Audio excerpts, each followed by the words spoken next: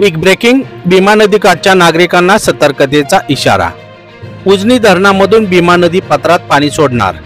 उजनी धरणाच्या वरील बाजूस असणाऱ्या धरण पाणलोट क्षेत्रात मुसळधार पाऊस होत आहे।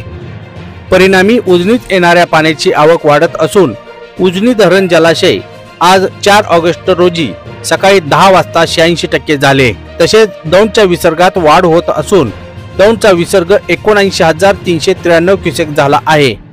त्यामुळे पूर नियंत्रणासाठी उजनी धरणाच्या सांडव्यावरून भीमा नदी पात्रामध्ये आज सायंकाळी 5 वाजता 20,000 क्युसेक्सने पाणी सोडण्यास सुरुवात करण्यात येणार आहे। उजनीत येणाऱ्या पाण्याचा विचार करून आवश्यकतेनुसार वाढ होण्याची शक्यता आहे। त्यामुळे भीमा नदीकाठच्या सर्व नागरिकांना उजनी धरण पूर नियंत्रण कक्षाकडून सावधानतेचा इशारा देण्यात आला आहे।